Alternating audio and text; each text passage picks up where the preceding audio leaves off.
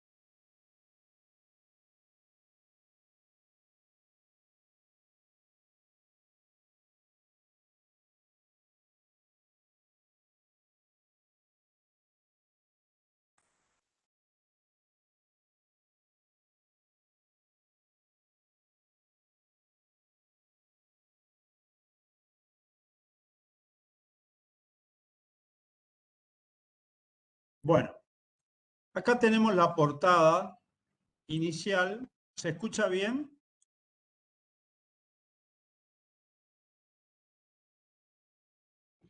Sí, profe. Sí, profe. Profe, una pregunta. ¿Las clases se van a grabar y se van a subir después? En eso estoy. Se está grabando la clase, Gustavo. Ah, perfecto. Bien. Bueno, en este portal vamos a indicar, nos vamos a presentar cómo conformamos el plantel docente de instalaciones 2 y vamos a ver un pantallazo, vamos a ver un recorrido general en qué va a consistir nuestra cátedra, nuestra materia de instalaciones 2 para el ciclo 2022.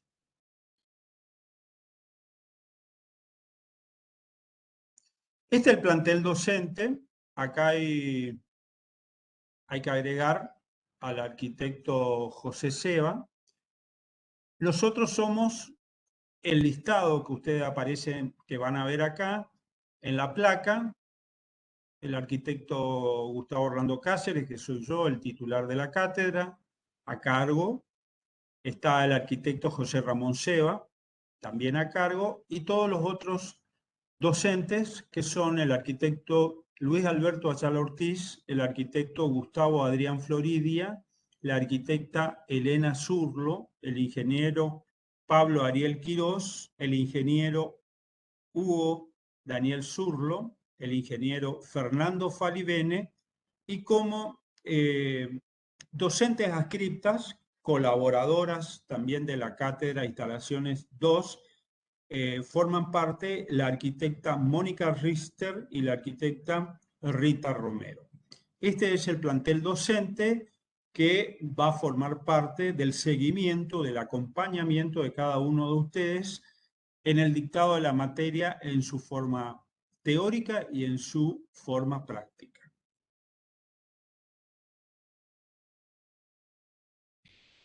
En este cuadro, en esta placa, vamos a ver en qué consisten nuestras instalaciones sanitarias. Obviamente acá ustedes saben que hay es muy familiar a lo que ustedes estuvieron viendo ya en la anterior instalación, en las instalaciones 1, y acá vamos a ver las instalaciones sanitarias de uso domiciliario, donde nosotros tenemos provisión de agua fría, agua caliente, tenemos desagüe cloacal, tenemos desagüe pluvial y tenemos gas. Eso ya está tipificado y partimos de la base que no hay ningún objeto arquitectónico hoy por hoy para la vida humana, para el confort humano, que no contenga, independientemente de la escala, sea baja, sea media o sea alta, que no tenga estas instalaciones indispensables para cualquier funcionamiento en el cual un hombre moderno, un ser humano urbano necesita indefectiblemente para vivir, para su cotidianidad laboral, recreativa, que tenga a disposición este tipo de instalaciones sanitarias incorporadas a cada uno de estos objetos arquitectónicos. Después aparece algo que ustedes no vieron en instalaciones 1, que es seguridad contra incendio. ¿Qué tenemos acá? Nosotros vamos a trabajar indefectiblemente con un edificio en altura de varios pisos, habíamos dicho, y acá tenemos, del punto de vista de la propia funcionalidad de este edificio, que considerar que hay edificios que son netamente de alojamiento, como ser edificios de departamentos, pero también hay edificios que tienen la dualidad de incorporar otra función, que no solamente son departamentos para vivir, sino que también tienen incorporado otras funciones, por ejemplo, que pueden ser oficinas, pueden tener una planta baja, un primer piso de locales comerciales, de inclusive algún servicio de comidas rápidas, puede tener otro tipo de servicio no solamente para el propio edificio, sino para el área donde está asentado este propio edificio. Dentro de la trama urbana es lo que me estoy refiriendo. Ahora bien, en este edificio vamos a contar con una capacidad habitacional importante. Estoy hablando de una población que puede tener un porcentaje alto de población fija, que está todas las horas, todos los días, viviendo dentro del edificio, sino que también podemos tener un porcentaje alto de población que fluctúa dinámicamente ese mismo edificio de usufructuación, como ser el aspecto laboral o el aspecto recreativo. Entonces, el edificio tiene que contar, hoy por hoy, hay una reglamentación muy criteriosa, muy exhaustiva, pero también muy exigente, no solamente en nuestras localidades, el de la región, en la nación, sino también a nivel mundial. Es muy conocido hoy por hoy el avance que tuvo la tecnología, que tuvo la arquitectura, y la seguridad hoy por hoy es un elemento muy importante, que los edificios tienen que tener una característica eficiente del punto de vista energético, tienen que tener un alto grado de seguridad y también que tengan un mantenimiento bastante sustentable a través del tiempo. Son ingredientes o condimentos muchas veces muy desafiantes a la hora de la proyección por parte del arquitecto o del grupo de proyectistas, de saber amalgamar, coordinar homogéneamente y sensatamente estos elementos que tienen que tener para que el edificio en su todo pueda realmente visualizarse estas características tan peculiares que pasan a ser las bondades del edificio. Y ahí donde este elemento que supera ostensiblemente de conocer los rudimentos elementos de un matafuego, de un extintor, de una boca de incendio, sino que también tiene que ir acompañando de lo que es la envolvente, la cáscara, la caja muraria del edificio. Entonces, ¿a qué voy? El edificio tiene que contar con materiales de calidad, del punto de vista, pero también tiene que tener una calidad constructiva, una muy buena mano de obra, pero también aparece el actor fundamental de acá, que es el arquitecto, que es el que está diseñando, que es el que está gestionando o está gestando un edificio con una complejidad X, pero que tiene que tener todas estas bondades que solamente él y su grupo de asesores, donde aparecen ingenieros, técnicos, especialistas, hacen que el edificio tenga estas verdaderas cualidades que después no solamente disfrutan las personas que lo habitan, sino que también pasa a ser un edificio referente dentro de la comunidad o de la propia planta urbana. Entonces tenemos que tener en cuenta lo que es seguridad contra incendio. Principalmente salvar las vidas de las personas que habitan permanentemente o las personas que lo hacen en forma discontinua. Y después está la electricidad, que también vamos a ver porque acá todos esos conceptos que fuimos viendo se vuelven a repetir, se los vuelve a invitar en nuestras mentes, de nuestro conocimiento, pero acá obviamente tenemos que ir por más. Ese ir por más significa estar más atento a que van a aparecer otros potenciales, otras capacidades y otras demandas que este propio edificio me lo va a pedir. ¿En qué van a consistir estas demandas? Y vamos a tener mayor cantidad de elementos eléctricos, mayor cantidad de luminarias, vamos a tener mayor cantidad de elementos de acondicionamiento físico, como calefacción, refrigeración. Vamos a tener elementos que pueden ser elementos complementarios al edificio, si tienen oficinas, si tienen, como dije hoy, una galería comercial, amerita la aparición de otros artefactos eléctricos. Entonces eso va complejizando lo que tenemos que tener en la etapa proyectual de cálculo y estar muy atento. Obviamente que nosotros como arquitectos, para este tipo de edificio, vamos a tener que recurrir a un ingeniero electromecánico, un ingeniero eléctrico, que haga el cálculo pertinente, pero nuestra responsabilidad proyectual es saber bien el concepto y darle las indicaciones correctas a todo el grupo de asesores que nosotros tenemos que conformar ese grupo creativo. Cada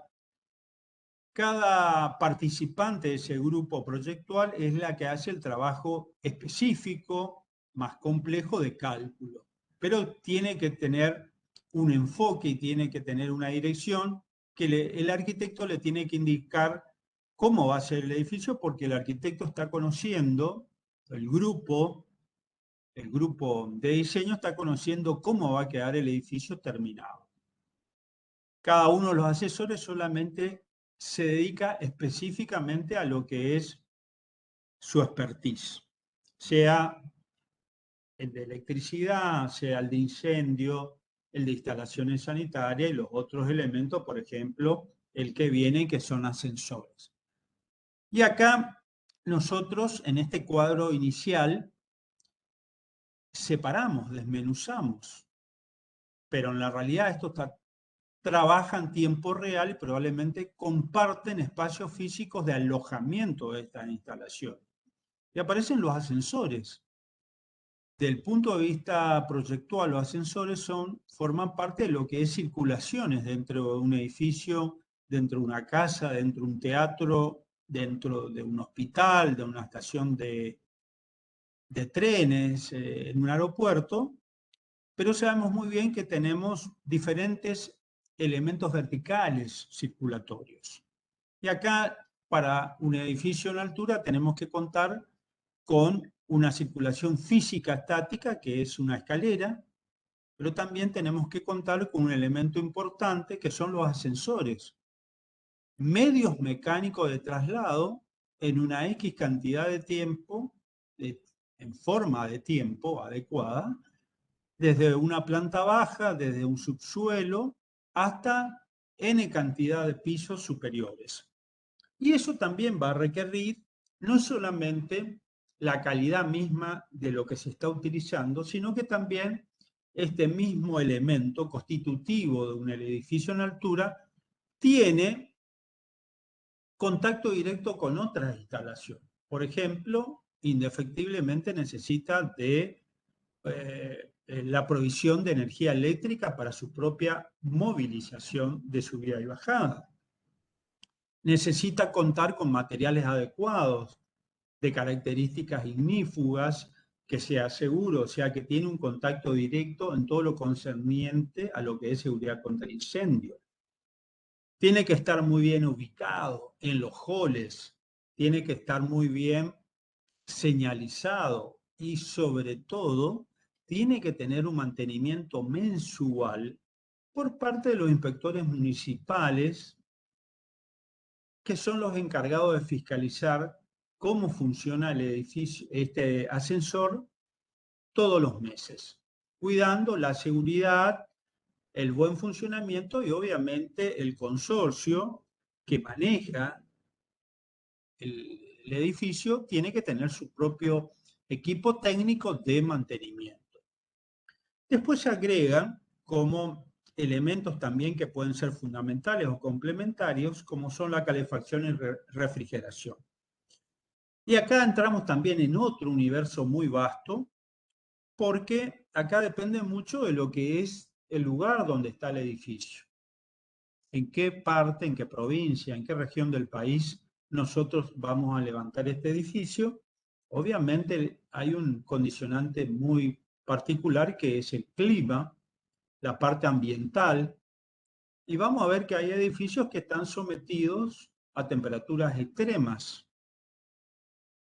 Entonces, podemos tener un edificio en el sur del país donde las temperaturas son muy condicionantes en la época invernal, o en el norte del país donde las temperaturas de verano son muy condicionantes también y el edificio está sometido a una carga energética muy alta.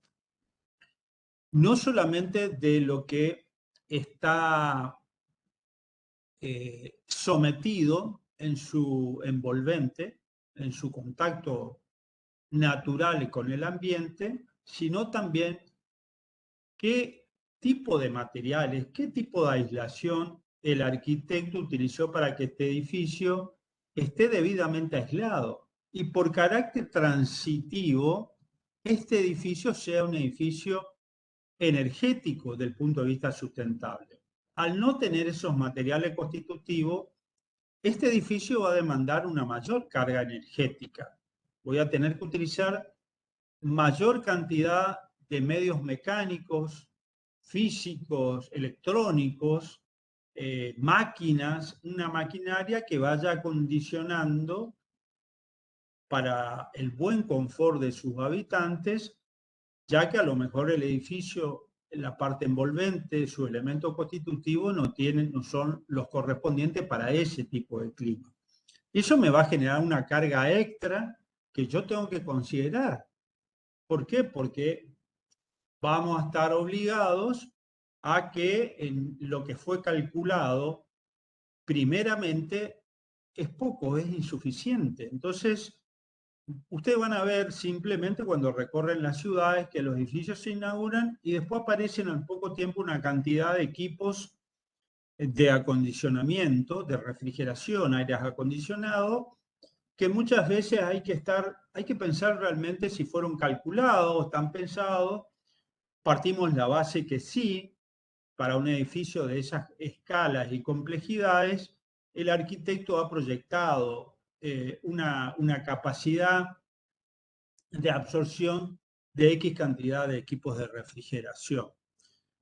Pero, bueno, entonces tenemos que tener en esa etapa proyectual un cálculo de todo lo anexo y complementario que se puede ir agregando al edificio, para que el edificio tenga una carga de absorción y de resistencia, porque va a demandar mucha energía eléctrica a través del tiempo. Y que sea la sustentabilidad significa que pueda mantenerse en el tiempo a muy bajo costo. Pero ahí es donde el arquitecto, nosotros tenemos que estar muy finos, tenemos que estar en el detalle minucioso de qué tipo de materiales, a los efectos de que estos edificios, reitero, sean sustentables energéticamente como corresponde. Y después aparecen algo que es familiar, porque todo esto está hermanado en la realidad, nada más que, reitero, a la hora del análisis crítico desmenuzamos punto por punto. Esto obviamente es un todo, es un sistema en la vida real cuando realmente se construye el edificio físicamente. Las energías renovables, todo un tema. El ingeniero Zurlo tiene una materia complementaria, que está en otro nivel superior, que se habla de energías renovables. Hoy por hoy, estos edificios, los de avanzada sobre todo, y a pedido de algunos, digamos, propietarios, ven un análisis desde el punto de vista del costo-beneficio de la inversión del capital para realizar estos tipos de edificios y ven, han empezado a darse cuenta de las bondades que tienen de la utilización de estas herramientas que nos da la tecnología a través de las energías renovables. Y lo van a ver, obviamente, en el mantenimiento, en el futuro, a través del tiempo, y obviamente van a ver que va a tener un costo inicial más alto, pero un mantenimiento más bajo a través del tiempo. Eso lo van a ver por un grupo inversor, lo que quiere es multiplicar su capital y sacar beneficio, y en lo posible con un costo muy bajo de sacrificio o de riesgo, mejor dicho, pero que puedan tener un usufructo, un rendimiento en poco tiempo. Las energías renovables le dan, pero depende mucho de la apertura de ese criterio prospectivo que pueda tener este grupo inversor de acceder a estas bondades que nos dan las energías renovables. Y en esta placa, el último punto es la domótica. La domótica es la incorporación, ya en este siglo XXI, una incorporación de un protagonista que cobró mucha importancia en nuestras vidas modernas. Estoy hablando del punto de vista individual, grupal, urbano, a nivel mundial, que es la informática, este mundo computarizado, las redes sociales, en sus diferentes formas, las plataformas. La domótica pasa a ser la introducción de la electrónica, de la automatización que podemos incorporar con mucha incidencia de la informática en un manejo automático de determinadas funciones de nuestro edificio, de nuestra casa, de diferentes formas sistémicas. Es un mundo muy particular, muy atrapante, que estimula la creatividad que puede incorporar un arquitecto si hay los medios, obviamente un capital que indique la colocación de este punto tan importante. Y ahí es donde el edificio tiene otras bondades, tiene otras prestaciones, y ahí desde la domótica se puede manejar una cantidad de funciones que son cotidianas en nuestras vidas, pero la tenemos que realizar manualmente, individualmente.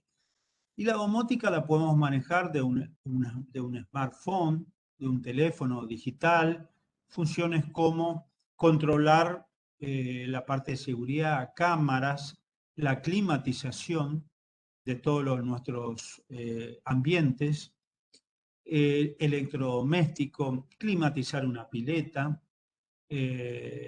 toda la parte de luminotécnica, ni hablar. Podemos estar en otra parte del planeta, a lo mejor estamos disfrutando una hermosa playa en el Caribe, en las Maldivas, en la Polinesia, y desde nuestro celular inteligente podemos estar controlando cómo está nuestra casa, qué seguridad, inclusive hasta nuestro propio negocio, nuestro propio comercio. Podemos ver por qué la domótica pasó a ser una, digamos, una herramienta importantísima para aquellas casas que pasan a ser casas inteligentes. Esto también tiene que ver mucho con la utilización de todo lo que es la sustentabilidad, porque también me ayuda a controlar todo lo energético a la distancia de lo que es nuestra vivienda, en tiempo y forma. Y eso está todo programado para que esto funcione a través de un ordenador, a través de nuestro teléfono, nuestra notebook, nuestra tablet o nuestra PC de escritorio. Y eso también hoy por hoy es fundamental tener en cuenta.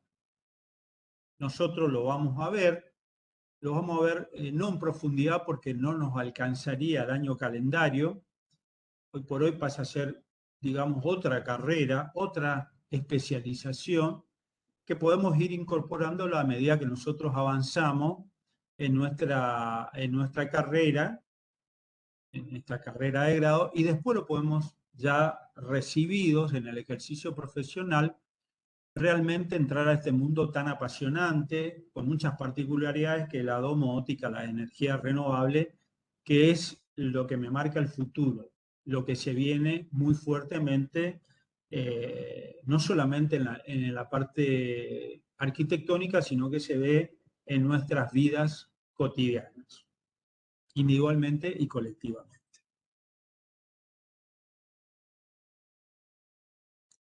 Acá vamos a hacer un paneo para que ustedes tengan de elementos que son imágenes. Yo puse algo que tenga una cierta dinámica de lo que son equipos de bombeo.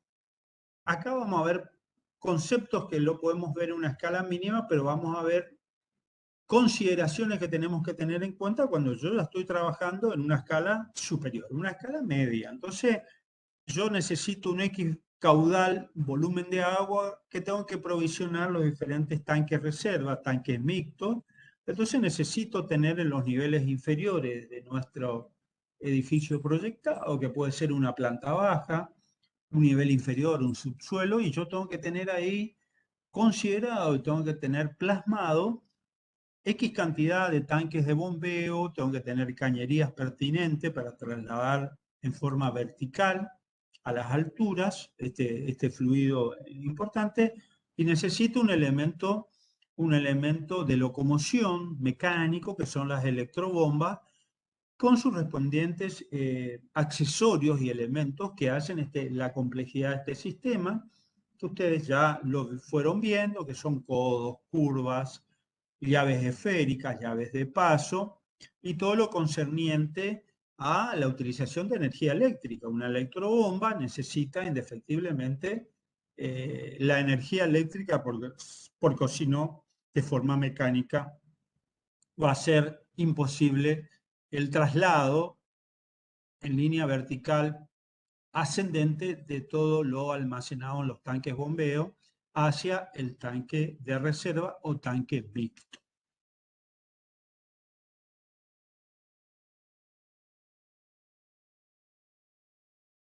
Y estos son los tanques mixtos superiores, que están ubicados en las azoteas. La mayoría de los edificios lo colocan en este lugar. Y acá vamos a ver una variedad también, porque hoy por hoy aparece un mundo muy importante que empezó a expresarse, a desarrollarse en el siglo XX, que es el mundo del plástico.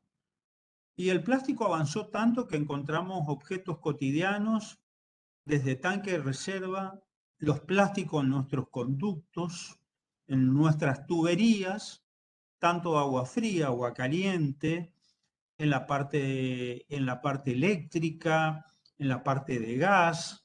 Es decir, lo vamos a ver, ya lo vimos en una vivienda unifamiliar, pero acá lo vamos a ver en cantidad y con otra complejidad en lo que es el desarrollo de provisión de agua. Fíjense que en este caso, este edificio de Resistencia, por ejemplo, tuvo la opción de no utilizar un tanque de hormigón armado en la altura. Colocaron varios tanques de PRFB, que es plástico de fibra de vidrio reforzado, que son las siglas, de miles de litros. Obviamente, consecuencia de un cálculo pertinente de lo que hay que tener en cuenta. Acá el edificio, por ejemplo, tiene lo que es provisión de uso domiciliario. Vamos a acostumbrarnos, con esta palabra, que es la alimentación a todos los núcleos sanitarios de cada uno de los departamentos. Los núcleos húmedos son los baños, las cocinas, los lavaderos de cada departamento, que pueden tener varios baños, por ejemplo. Y después, ya el edificio, cuando tiene X cantidad de metros de altura o de pisos, aparece la parte reglamentaria donde me pide indefectiblemente la rigurosidad de colocar un sistema contra incendio, que es lo que van a ver acá en la parte de abajo, que esta misma van a utilizarse del agua que está almacenada, compartiendo con el agua que está diseñada y proyectada para alimentar los diferentes baños y núcleos sanitarios que tiene cada departamento. Obviamente esto lo tenemos que calcular, no está hecho en forma improvisada, en forma empírica, sino que acá tenemos que tener la rigurosidad de un cálculo pertinente, porque aparte tenemos atrás nuestro un reglamento, un requisito importante que me piden los reglamentos pertinentes.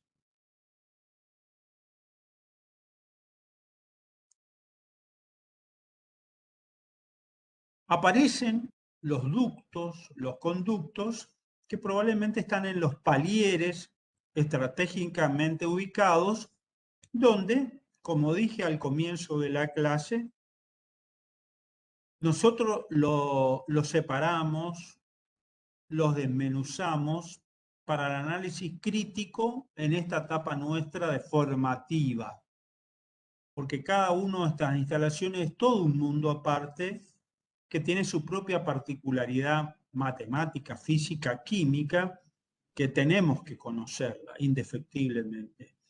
En la realidad, ¿a qué voy? En la realidad esto trabaja probablemente alojado en un mismo espacio físico. Son familiares y probablemente tienen un funcionamiento en el mismo tiempo real. Porque un edificio en altura, convengamos, de departamentos, vamos a poner un ejemplo práctico, concreto, en determinadas horas del día vamos a ver una concentración total de esa población que tiene su vivienda ahí instalada, su departamento. Y son los horarios del mediodía, en su mayoría, que vienen del trabajo y tienen que venir a descansar, tienen que venir a almorzar, higienizarse o hacer otro tipo de tareas domésticas que son correspondientes a lo que es la vida en cualquier vivienda.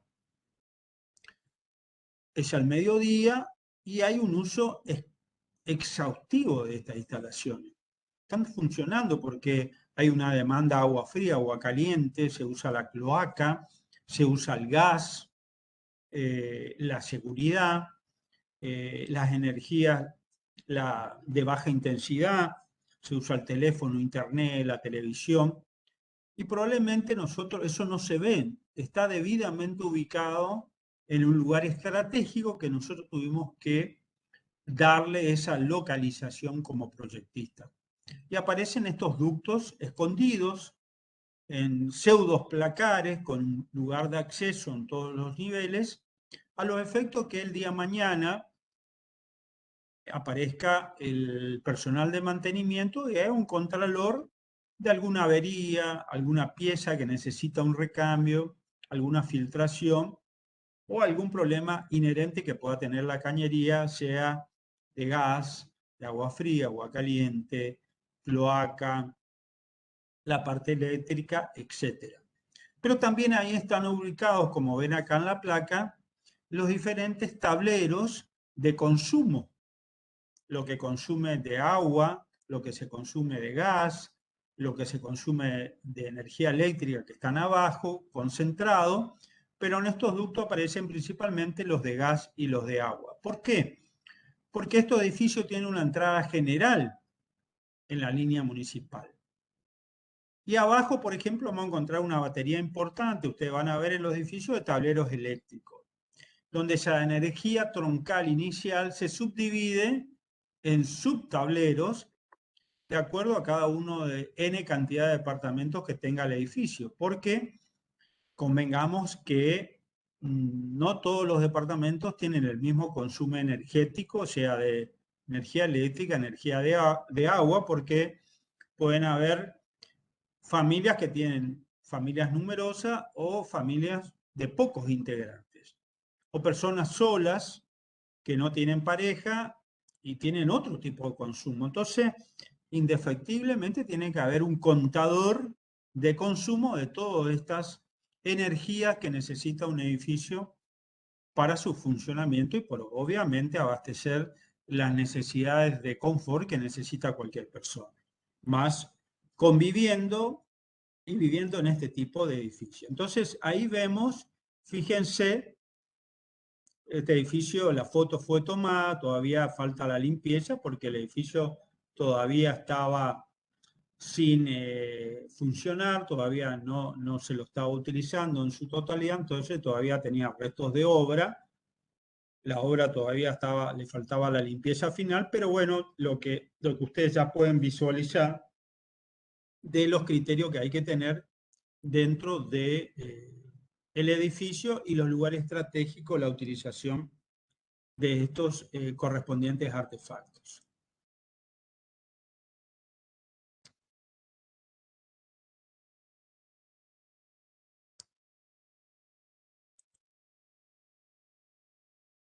Bueno, acá tenemos otros elementos constitutivos que son los desagües cloacales. Nosotros vamos a tener ya un ejercicio, vamos a tener, se podría decir, una motricidad fina cuando hagamos lo que es la evacuación cloacal en cada uno de los departamentos. Vamos a tener que tener en cuenta determinadas particularidades. Pero la cosa va a tener, estoy hablando del departamento individual, pero ¿qué vamos a tener que tener muy en cuenta? Que nosotros tenemos que juntar en un racimo de cañería todo lo evacuado, el resto de lo producido de cada uno de los departamentos, la evacuación de los residuos cloacales de cada departamento. Y probablemente tengamos una sola salida a la red externa, a la red colectora que pasa por la vereda. No todos los edificios cuentan con más de, tienen dos salidas a la red colectora. Son edificios muy particulares con una medida, un pedido de excepción de parte a obra sanitaria para que este edificio tenga dos caños de salida que acometen a la red colectora de evacuación, a la cloaca, mejor dicho, que pasa enfrente del edificio. Pero la cosa se pone compleja, donde tenemos que estar muy atentos, principalmente cuando vamos juntando toda esta cantidad de caños que obviamente llegan a planta baja. En planta baja tenemos que juntar todo. Y ahí donde el criterio tiene que ser muy claro, tiene que ser muy prolijo, y tenemos que estar atentos a cómo direccionamos en forma simple, sencilla, pero muy eficiente estos caños hacia la red colectora, hacia la cloaca. Hay una consideración que yo siempre la digo y que hay que tener en cuenta, es que nosotros en el mundo comercial encontramos una cantidad de accesorios, elementos pertinentes, tanto para provisión de agua fría, agua caliente, tanto para cloaca, tanto para electricidad, para gas, etcétera, que son accesorios que a mí me permiten manejar tramos rectos, curvas, codos, cambios de direcciones. Pero acá nosotros tenemos que tener en cuenta, y eso ya lo dijimos anteriormente, nosotros trasladamos de un punto a otro fluidos. Fluidos que tienen comportamientos físicos, químicos diferenciados. Una cosa es un fluido energético, un fluido de descarte, evacuación, que puede estar suelto en la naturaleza, tanto de provisión como de evacuación, y otra cosa es que esté alojado, esté contenido, esté aprisionado dentro de una cañería, y ahí cambia su comportamiento físico-químico. ¿Por qué? Porque hay cañerías donde trabajamos indefectiblemente a sección llena y a sección prácticamente vacía. Y cada una de esas particularidades o características físicas son importantes para el buen funcionamiento de esas instalaciones. Sabemos muy bien que todo lo que es provisión, sea agua fría, agua caliente, gas y energía eléctrica, trabajamos a sección llena. Nunca vamos a encontrar una cañería que trabaje vacía o semivacía o que tenga en su interior, en este caso me refiero a lo que es provisión de agua fría, agua caliente, con una burbuja de aire en su interior. Me va a dar una mal prestación en la calidad del servicio. Para eso tenemos que tener elementos de evacuación como reductores vacíos que a mí me dé una dinámica y me dé una eficiencia dentro de la cañería. La cloaca, por ejemplo, trabajamos a sección prácticamente vacía. La cañería tiene una pendiente, tiene otro diámetro mayor y hay un escorrimiento del sedimento cloacal residual que producimos en cada uno de los departamentos, que tiene un arrastre con agua. Pero fundamentalmente hay una pendiente que tenemos que tener en toda esta estructura edilicia. Si un sistema cloacal trabaja a sección llena es porque está trabajando mal. Trabaja mal y va a haber problemas dentro de cada unidad locativa de ese edificio y del propio edificio, porque va a haber un arrastre sistémico que va a terminar perjudicando el resto del edificio. ¿Y por qué va a trabajar a sección llena? Si trabaja a sección llena es porque hay un taponamiento, hay un bolo que se fue incrementando a través del tiempo del uso y me taponó la sección interior, el diámetro interior del caño. Y ese caño ya deja de funcionar. Y el agua en algún lado se acumula y va a tener que salir porque pide espacio de salida.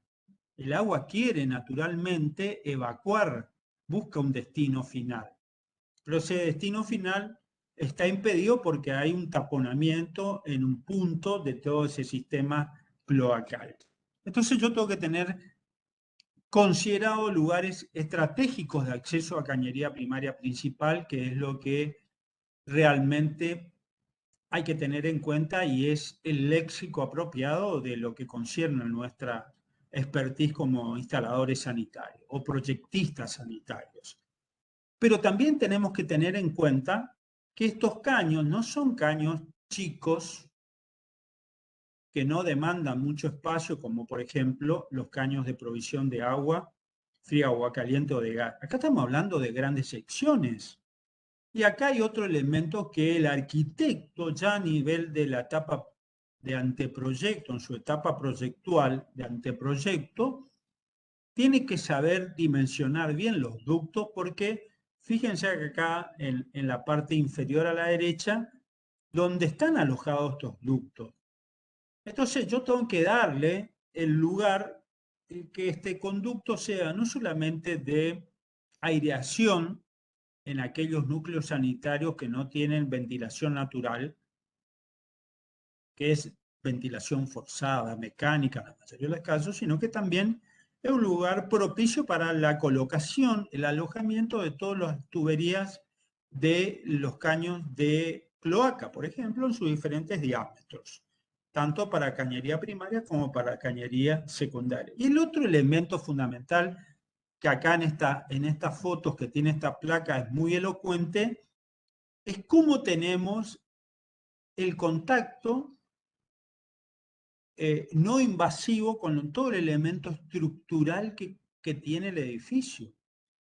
La otra premisa que nosotros no nos podemos olvidar como proyectistas, fundamental, es una condición sine qua non que tiene que tener todo arquitecto.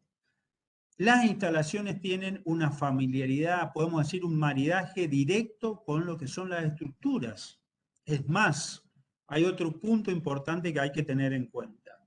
Lo primero que hace un arquitecto inicialmente es, una vez que tiene definido el partido, la forma, la función de lo que está proyectando individualmente o colectivamente en un equipo, es la estructura, el sistema estructural, señores, porque ¿cómo se va a sustentar? Toda esta gran torta que se diseñó, todo este edificio, este prisma de hormigón armado tiene que tener un grado de sustentación. Y ese es el sistema estructural. Ahí aparece el analista, el calculista de estructura, aparece, ahí es donde hay una ramificación muy amplia, inclusive hay un analista que hace de suelos, hay que ver para la parte de fundación, después está el que hace el cálculo, la estructura, y ahí es donde después aparece el instalador sanitario. El proyectista sanitario que tiene que saber qué sistema estructural adoptó, incorporó el arquitecto. Y ahí tiene que ver cómo amalgama, cómo conjuga, cómo combina su propia estructura sanitaria con la estructura de sustentación del edificio. Y tiene que tener en la cabeza, en la mente, que todas estas situaciones, sobre todo en los niveles inferiores, donde se acumula ese gran ramillete de caños que tiene una gran sección, señores. Y yo tengo que tener fácil acceso porque ahí tengo que controlar el control final de fiscalización para que todo ese fluido total acumulativo final que tiene el edificio salga libre sin ningún tipo de problemática y acometa a lo que es la recolectora. O sea que toda la importancia, la incumbencia civil de responsabilidad está de la línea municipal para adentro, que es nuestra función. Obviamente que después nosotros, tanto en las diferentes densidades, complejidades que tiene un edificio, estamos fiscalizados por construcciones, la municipalidad, SAMEP, SECHEP, a partir de la línea municipal para afuera. Pero de la línea municipal para adentro es responsabilidad exclusiva de nosotros. Y ahí es donde tenemos que respetar las reglas del buen arte de la construcción y de la parte proyectual. Esa es nuestra responsabilidad, nuestra obligación como arquitectos en tener. Entonces tenemos que ver, este es, por ejemplo, un edificio que creo que ustedes van a distinguirlo inmediatamente, es el edificio La Torre Vista, que está en la calle, acá en Resistencia, en la calle Donovan y Salta. Alcancé a sacar estas fotos, muy indicativa, y fíjense, hay el criterio, sobre todo cuando hay un conducto que rodea, abraza una columna y después hay un ramal que acomete en otra dirección. Ahora bien, han ocurrido en el tiempo situaciones que fueron muy arriesgadas, porque inclusive se vieron que determinado caño, situaciones que no fueron pensadas, pasan justo donde está el recorrido de una viga superior.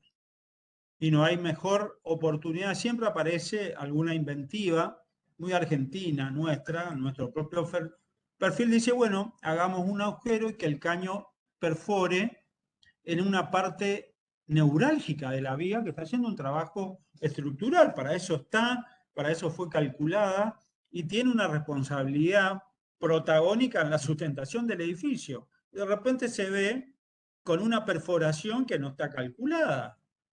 ¿Qué pasó ahí con el proyectista, con el director de obra? Y ese edificio, desde el punto de vista estructural, tiene un punto débil de entrada, que pasa a entrar ya en el plano fortuito, una resignación ante Dios, empiezan cosas que son científicas, que no puede pasar. Entonces, ahí es donde tenemos que estar muy puntillosos, tenemos que estar muy claros en los conceptos y tenemos que tener una idea corporativa físicamente de cómo tiene que tener el edificio. Y saber bien que la situación de lo que es la parte correspondiente a cloaca, tenemos que tener lugares rápidos de acceso al mantenimiento y a lugares potencialmente críticos, conflictivos, donde pueda haber taponamientos que alteren el buen funcionamiento de todo nuestro sistema cloacal. ¿Se entiende? Entonces, en estas cosas, en estos rudimentos que nosotros tenemos que enfatizar, tenemos que estar muy claros y que después ustedes van a visualizar aún más, van a palpar, van a tener una inmediatez visual cuando puedan concretar y ver, cuando experimenten individualmente en los prácticos con los señores docentes que van a llevar adelante la experiencia de un edificio de otra escala. Después aparece esto, que es la electricidad. Fíjense lo que es un edificio que yo dije. A la izquierda de esta placa me aparece una batería de, todavía no están colocados los medidores, pero ya el edificio, del punto de vista constructivo, dejó los espacios pertinentes. El ingeniero eléctrico, electromecánico, hizo toda la ramificación, todas las tuberías, cañerías, las troncales, las derivadoras, y después están los tableros centrales. Fíjense ese manojo de cables, de conductores, el tablero principal, la cantidad de llaves termomagnéticas, disyuntores, transformadores, los armarios pertinentes, la señalética que hay que tener en cuenta, que hay que tener muy en cuenta, porque aparte de esto, no solamente corre por nuestra responsabilidad proyectual la ubicación de los mismos y las indicaciones pertinentes que tenemos que trasladar a cada uno de nuestros asesores, en este caso el ingeniero eléctrico. Esto tenemos que tener en cuenta que a mí me demanda una cantidad energética de consumo, de uso muy alto, pero acá también tengo que tener una carga energética disipadora del punto de vista calórico. Eso muy poco se habla en los edificios. Ustedes habrán visto, hay un concepto que es el concepto de Joule, el calentamiento energético de los diferentes conductores que forman parte de una instalación eléctrica, el cual son origen en el mayor de los casos de los grandes incendios de las viviendas, individuales, colectivas, grandes emprendimientos, complejos industriales, complejos culturales. ¿Por qué? Porque hay un sobrecalentamiento a través de este concepto de Joule de conductores que están sobrepasados en la capacidad de resistencia del traslado energético a través de ese recorrido, del cual no se calculó por impericia, por olvido o porque se calculó debidamente, pero después el edificio demandó una nueva tecnología.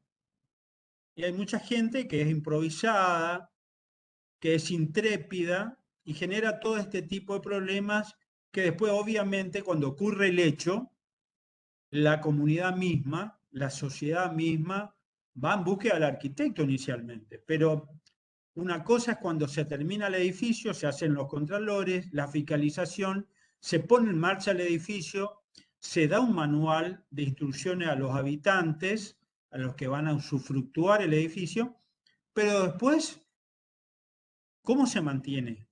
Todas estas instalaciones, ahora estamos en electricidad, pero y todas las otras hay que mantenerlas en el tiempo. ¿Y eso cómo se mantiene? Se mantiene materialmente. Hay que tener un capital El consorcio tiene, para eso se cobran expensas. Si es un edificio público, tiene que haber un presupuesto de mantenimiento a través del tiempo. Si no, ¿cuánta vida útil puede tener cada uno de estos materiales que se utilizaron en las diferentes instalaciones? Fábrica me dice que sí, hay tantos años que yo tengo de garantía, de buen uso y calidad.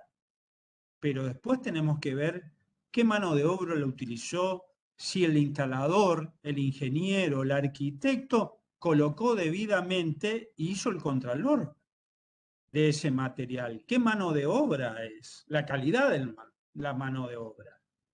Si yo compro un material de muy buena calidad, pero tengo una pésima calidad, mediocre calidad de ejecución de obra, la garantía indefectiblemente pasa a cero. Cuando venga el técnico evaluador de la empresa, si ocurrió un hecho, va a decir, perdón, este conductor está mal colocado, esta garantía no la podemos ejecutar porque hay una deficiencia en el sistema y este conductor no está calculado para poder absorber determinada carga energética. Entonces, señores, esto es una cosa que tiene una atención debida, que no solamente tiene que tener el arquitecto inicialmente, sino todo el grupo que conforma sistémicamente lo que es edificios de estas complejidades.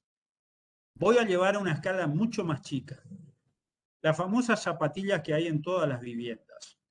Sabemos muy bien que hay un tomacorriente individual, una casa sencilla, simple, 100 metros cuadrados, 150 metros cuadrados, un tomacorriente 400 watts. Pero bueno, yo tengo un hijo que tiene computadora, su equipo de música, tengo una hija que tiene eso, otra computadora, y después tiene una plancha, tiene un secador de pelo y bueno, hay 1 o 2 tomacorrientes por ambiente. Entonces aparecen estos mágicos elementos que tienen su uso, tienen sus bondades, pero no es para que uno se exceda en la carga de consumo energético, porque cada uno de los electrodomésticos me demandan un determinado potencial. Y lo vemos, enchufamos 400. Cuando hay una sumatoria de todos estos electrodomésticos, no hay tomacorriente que aguante. Entonces, inutilizamos en el mejor de los casos, porque tengo una llave termomagnética nueva y tengo un disyuntor. Entonces hay un sobrecalenta. Y en el peor de los casos se me incendia la casa. Y de eso nada se dice, nada se cuenta. Entonces, ¿a qué voy como corolario de esta placa? Salen a la casa del arquitecto. Un ejemplo particular, hace unos años ocurrió una fuga de gas en la ciudad de Rosario, en plena peatonal, de un edificio que explotó. Había un mantenimiento, había un técnico que fue a hacer una reparación en el sistema de gas y explotó el edificio. Salieron a buscar la cabeza del arquitecto.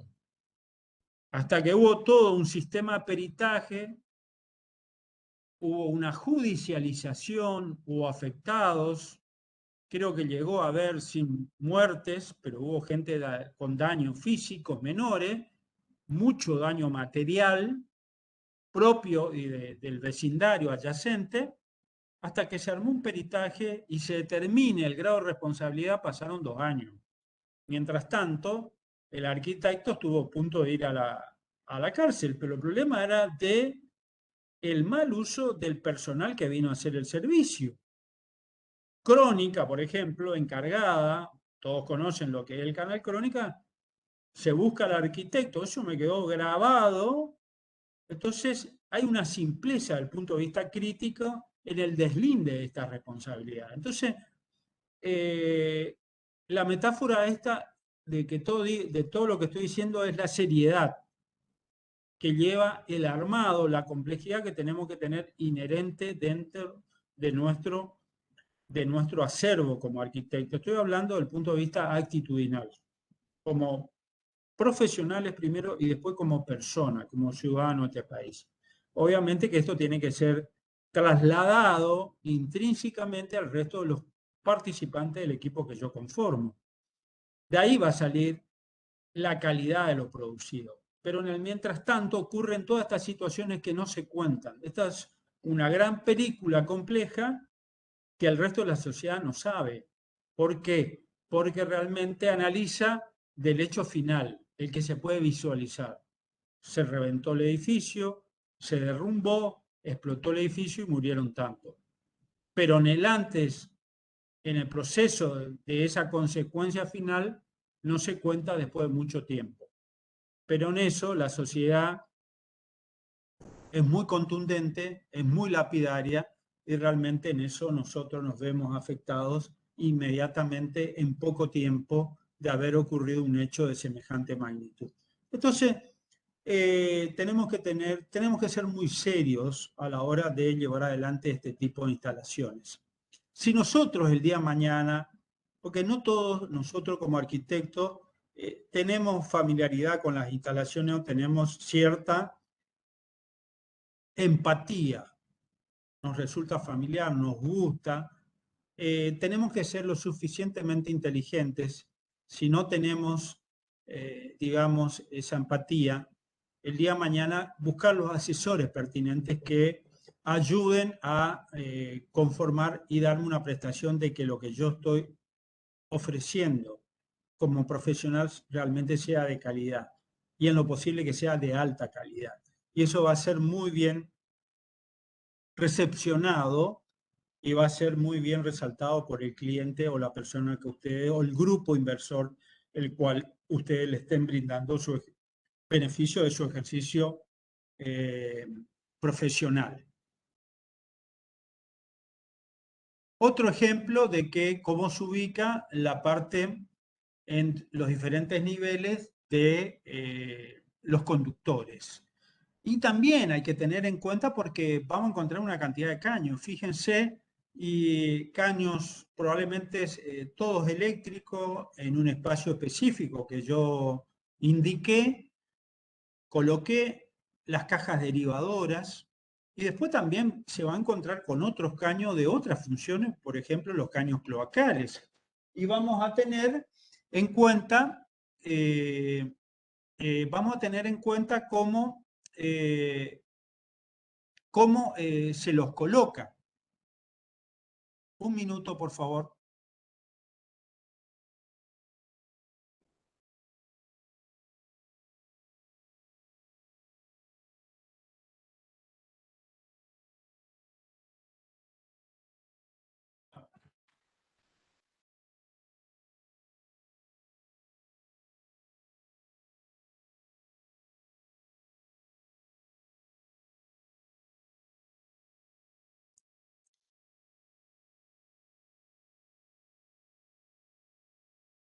Disculpen, de vuelta.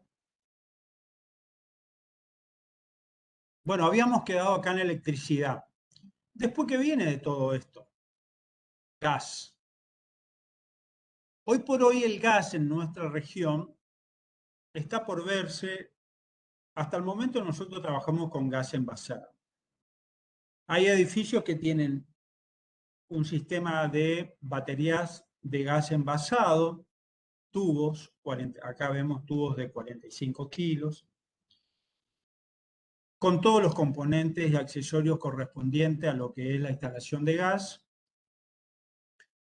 Hay otros edificios que prácticamente por razones de practicidad, todo lo que es gas no lo utilizan, entonces todo lo que es calentamiento y calefacción es mediante energía eléctrica. Inclusive lo que es el artefacto cocina se utiliza anafes eléctricos, cocinas eléctricas y no se utiliza gas. Lo mismo ocurre para otros edificios de otra escala. Entonces, y hay otros edificios que utilizan el gas a granel, lo que son esas grandes recipientes. Hay la denominación vulgar denominan la chancha, bombones, que están pensadas más para lo que es la parte hospitalaria, la parte hotelera, lugares de turismo, etcétera, pero requiere una particularidad en el manejo de las instalaciones de gas. Sobre todo el tema de seguridad. Hay un elemento que escapa un poco a lo que es la propia proyección de la instalación de gas, que es el contralor de parte de algún organismo público que haga un seguimiento pormenorizado de todas estas instalaciones dentro de lo que es la trama urbana. Si no tiene una buena ejecución, un buen mantenimiento, pasa a ser una instalación muy peligrosa. Puede haber, en la mayoría de los casos, escapes de gas, pérdidas de gas, artefactos que tengan alguna deficiencia, sobre todo donde no hay un mantenimiento en el tiempo. Y acá voy a agregar algo que no dije en las otras placas, pero también creo que es atinente. Ustedes habrán visto y por hoy ya están en tercer año esas grandes creaciones arquitectónicas que hoy las vemos en los Emiratos Árabes. Toda la tecnología de punta está ubicada en ese lugar o en algún país asiático, y está la aparición de todos los grandes arquitectos mundiales que están dando vuelta en todos estos países con alto poder adquisitivo. Estos países, me refiero principalmente a Dubái, a Qatar, a Abu Dhabi, tienen un gran poder adquisitivo los jeques árabes vía los petrodólares. O sea que no tienen inconveniente, o sea, el desierto se transformó en grandes ciudades cosmopolitas, grandes urbes, inclusive alteraron, crearon ríos, canales. Bueno, ese medio económico tan fuerte no le impidió llevar adelante o tener ciudades ultramodernas. Los edificios son espectaculares, el punto visual, pero el punto de vista al que los quiero llevar es que también tienen un poder adquisitivo mucho mayor del que utilizaron para poder erigir esos edificios, que es un poder adquisitivo para el mantenimiento de esos edificios. Un edificio de esas características en Argentina va a tener poca vida útil, poca vida hacia adelante, o sea, en muy pocos tiempos, probablemente en 5 años, si no tiene el mantenimiento adecuado de ese edificio, va a terminar muriendo, porque va a ser un edificio decadente, porque sus instalaciones complejas, con alta tecnología, no va a poder ser mantenida. Esa es la gran diferencia de algunos edificios en cual ellos no tienen problema energético, pero también empezaron a ver, saben muy bien que la obtención del petróleo a 20, 30 años va a tener deficiencias. Por eso hay un avance importante en las energías renovables, en la utilización de la parte eléctrica, vehículos eléctricos. Vemos que cada una de las marcas de automóviles mundial en sus plantas ya tienen autos híbridos, autos eléctricos, porque ven que la cantidad de petróleo para generar nafta, combustible, se va a ir achicando en muy pocas décadas. Entonces aparecen las energías renovables. Pero mientras tanto, estos jeques árabes tienen mayor poder adquisitivo para mantener esos edificios, porque tienen una alta demanda energética y una alta demanda, por carácter transitivo, de mantenimiento. La tecnología aplicada allí es de punta. Es lo último que la tecnología del hombre moderno pudo haber inventado, está colocado ahí. Entonces, está contemplado todas estas cuestiones de seguridad, pero nuestra realidad económica social, como es Argentina, y en el lugar de esta parte de la región, no tiene esos mismos estándares. Ya en Buenos Aires, por ejemplo, tenemos edificios que tienen estándares con apropiación de certificados ISO, que son certificaciones de calidad a nivel mundial, porque el edificio para la zona de Puerto Madero es sustentable, porque tiene poco consumo energético. Entonces tiene hoy por hoy una distinción, una certificación muy deseada, muy ambicionada por todos los emprendedores, que el edificio tenga una certificación de calidad de un ente europeo a nivel mundial. Eso le da otro estatus y le da otras prestaciones al que habita esos edificios. Pero bueno, volviendo a la escala de esta ciudad, a la escala regional, tenemos que trabajar con estas instalaciones clásicas, ortodoxas, que tienen este tipo de prestaciones. Pero yo le estoy agregando algo más de los cuidados, o sea, siempre los conceptos que yo voy a vertir siempre en instalaciones es lo que excede a lo que ustedes van a ver en toda la bibliografía. Estoy hablando de la parte del ejercicio profesional que muchas de las veces no está incorporada en contenidos bibliográficos. Y eso lo hace el ejercicio profesional que uno fue desarrollando a través del tiempo. Y lo que ve en la cotidianidad de lo que ejercitan y llevan adelante otros pares arquitectos que se dedican a esta parte de la arquitectura. Pero también uno ve la realidad de donde uno se mueve, desarrolla sus propias actividades profesionales y cuáles son los criterios de calidad que hay que tener en cuenta. Bueno, los ascensores, fíjense, ya dijimos que tiene su propia complejidad. Eso también avanzó en el siglo XX, donde están ascensores netamente automatizados, tenemos materiales más livianos, tenemos de acero inoxidable, de aluminio, tenemos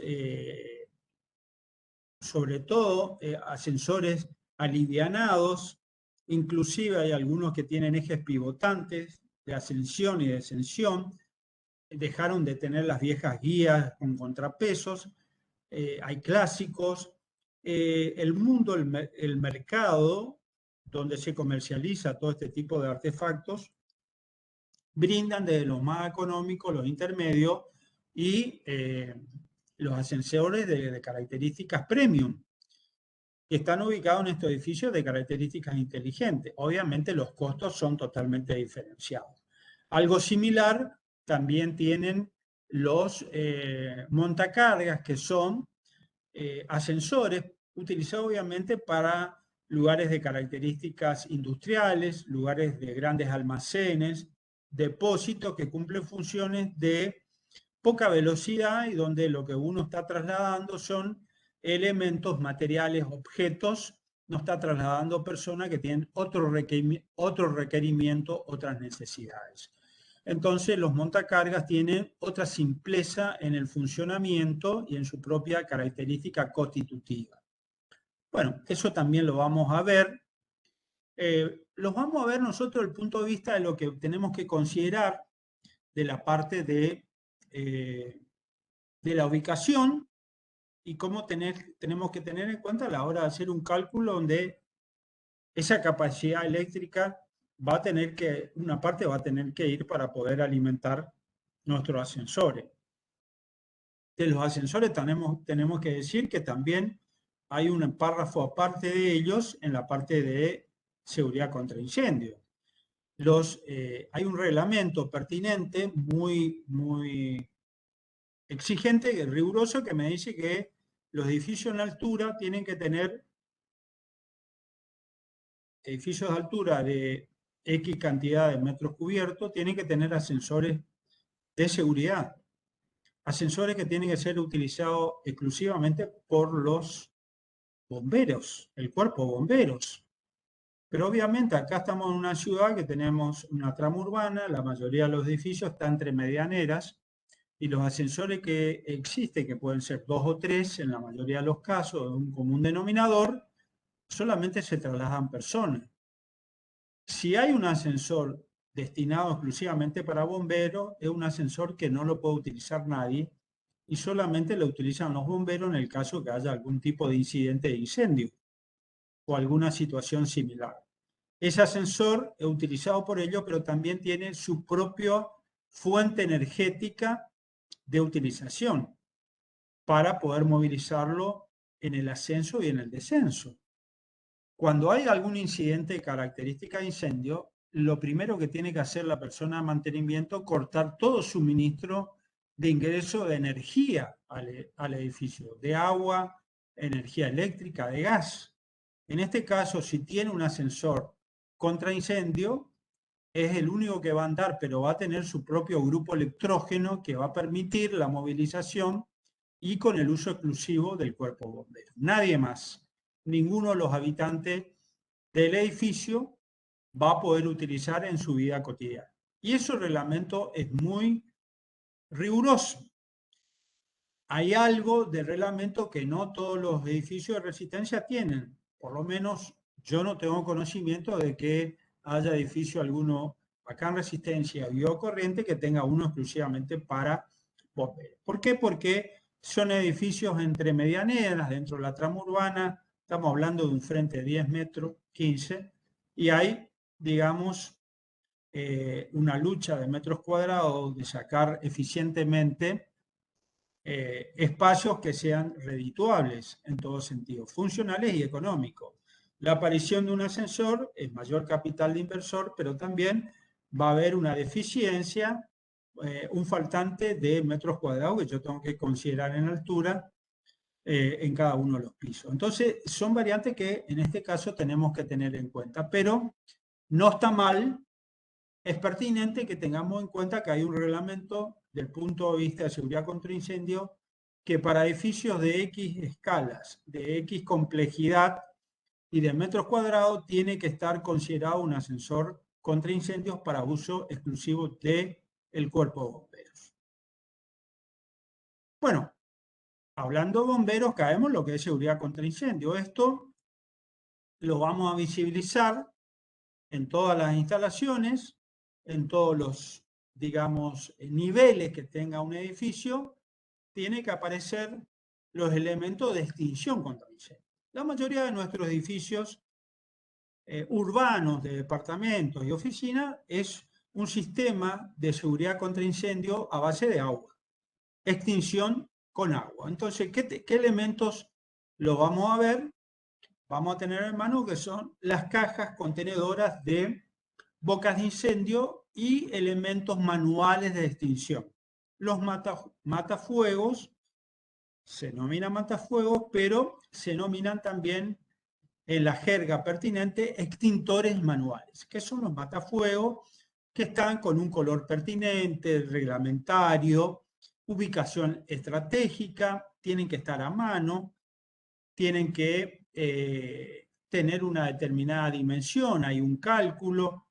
En cada nivel está este nicho, están ubicados los palieres, está el recorrido de la manga que tiene que abastecer la superficie de toda esa planta, tiene que tener un cálculo, tiene que tener una señalética que me indique la ubicación del mismo, tiene que haber una señalética complementaria que me indica los lugares de evacuación, que son totalmente, se los tiene que ver muy fácilmente a primera vista, tienen que haber detectores de humo, aparecen elementos concomitantes que hacen a lo que es la seguridad contra incendio y que tenemos que tener en cuenta en cada uno de los edificios.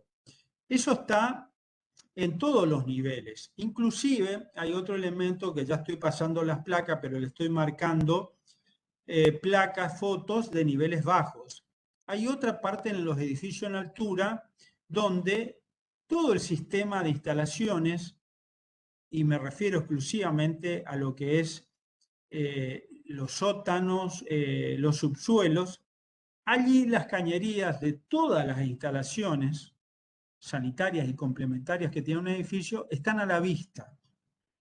Allí no tiene el requisito que las cañerías tienen que estar alojadas y que no están visibles. En el resto de edificios, donde hay una socialización, una funcionalidad y el uso del mismo por las personas que habitan, los edificios, las cañerías de todas las instalaciones tienen sus propios conductos, tienen su propio lugar de alojamiento físico, no están visibles. Solamente aparecen visiblemente el punto final de esa instalación. En este caso, estoy hablando de lo que son los elementos de extinción contra incendio, que son en este caso las bocas de incendio y los matafuegos. El resto, lo que está a la vista es en los niveles, en los subniveles, ¿sí? En las cocheras, en los subsuelos. Ahí aparecen todas las cañerías que hacen a las propias arterias de funcionamiento del edificio. En el mientras tanto, aparecen de lo que vamos a ver de seguridad contra incendio, todos los elementos que hay que tener en cuenta.